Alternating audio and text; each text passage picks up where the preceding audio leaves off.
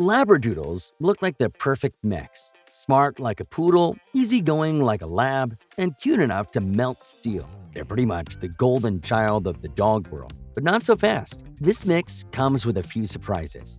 Before you bring one home, you should know what life with a Labradoodle actually looks like, because it's not all curls and cuddles. So here are 9 things no one tells you about owning a Labradoodle. Number 1. The grooming is a full-time job and a lottery. You probably pictured a fluffy, low-shedding dream dog when you chose a Labradoodle, the kind you could brush once in a while and still have that perfect teddy bear look. Yeah, about that. Owning a Labradoodle is like entering a coat lottery. You might get the silky, low-shedding fleece coat everyone raves about, or you might get a matted mess that sheds faster than you can grab the brush. Even the best fleece coat needs constant upkeep. We're talking daily brushing with a slicker brush and metal comb, or you'll end up with painful mats glued to the skin. Once that happens, your groomer's only option is a full shave down. And yes, that adorable, fluffy look, it costs a small fortune to maintain. As one owner put it, "I thought I was getting a dog. Turns out I adopted a high-maintenance mop that requires a $100 haircut every 6 weeks and a daily deep tissue massage." Labradoodles also seem to attract every leaf, burr, and bit of dirt outdoors. So if you're not ready to spend serious time or money on grooming, prepare for your doodle to rock the fuzzy sausage look year-round. Number 2. The picky eater. It's the poodle, not the lab. Open the food bag, pour the bowl, and nothing. The Labradoodle stares like you've just served cardboard. That lab vacuum cleaner appetite? Yeah, the poodle half-often overrides it. Plenty of Labradoodles are finicky, passing on kibble a purebred lab would inhale.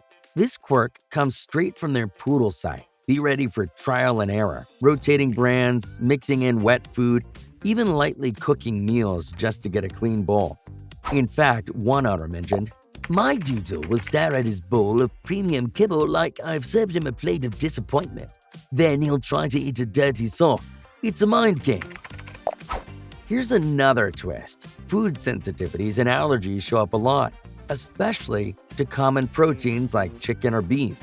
That means pricier, limited ingredient diets, careful label reading, and a running log of what triggers itchy skin or sudden food strikes. So yes, there's lab in there, but the other half is a highbrow poodle palate that expects variety, quality, and the occasional chef special.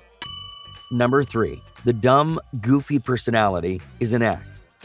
You watch your Labradoodle tumble over their own paws, spin in circles, and crash into the couch like a toddler on a sugar rush. It's hilarious. You swear you've got the sweetest, silliest dog on earth. But that clumsy goofball routine?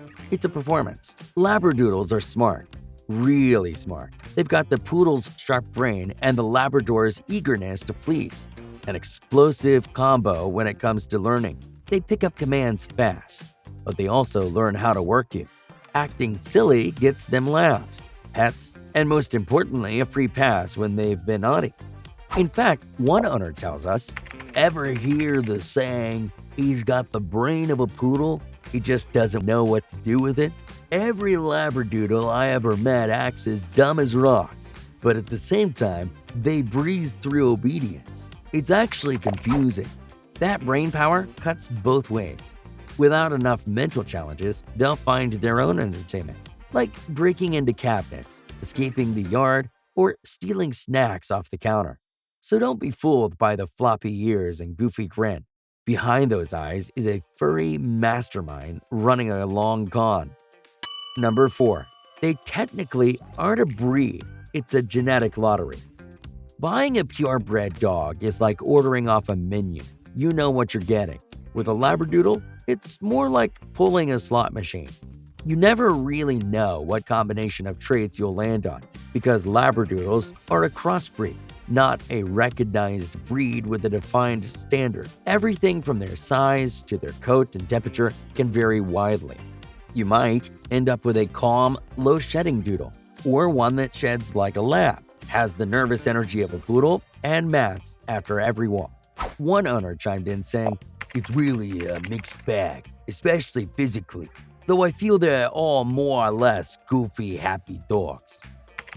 Without a consistent standard, your breeder choice matters a lot. A responsible breeder will test for health issues and breed for temperament.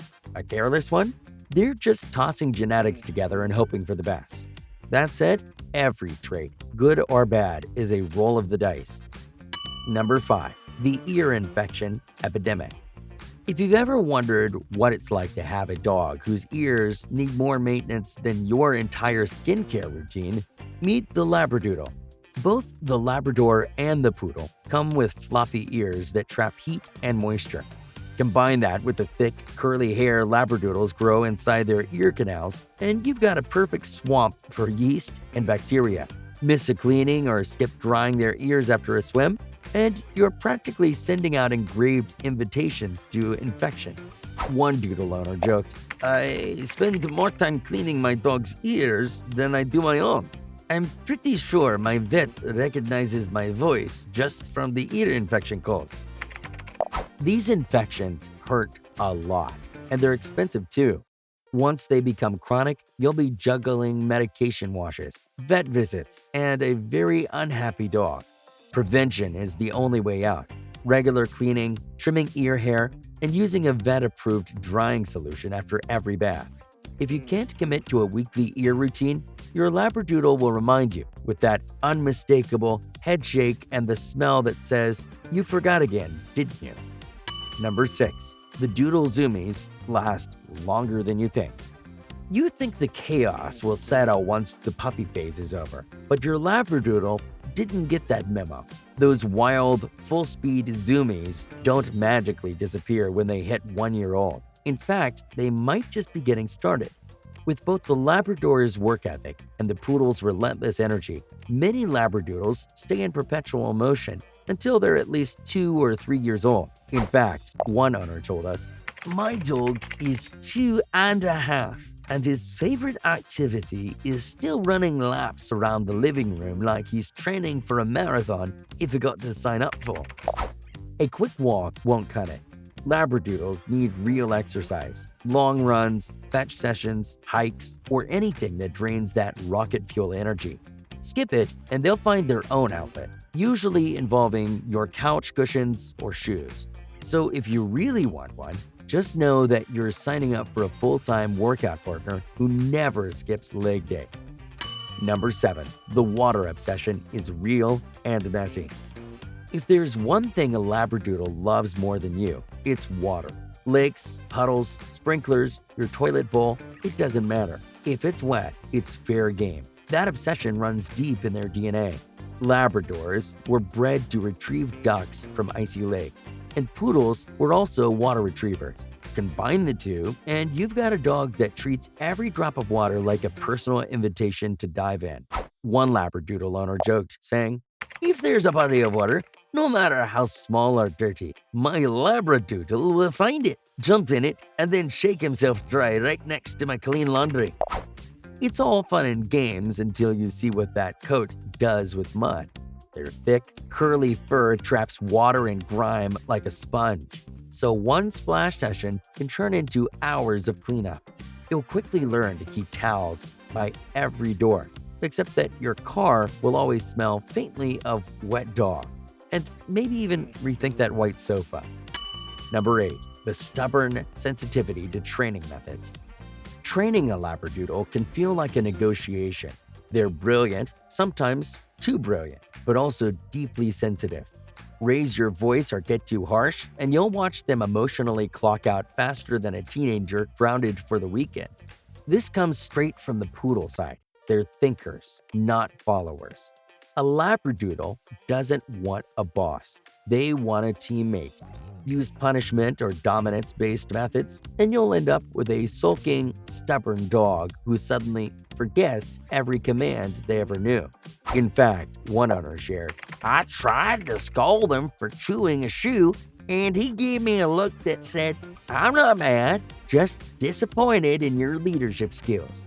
I apologized to the dog."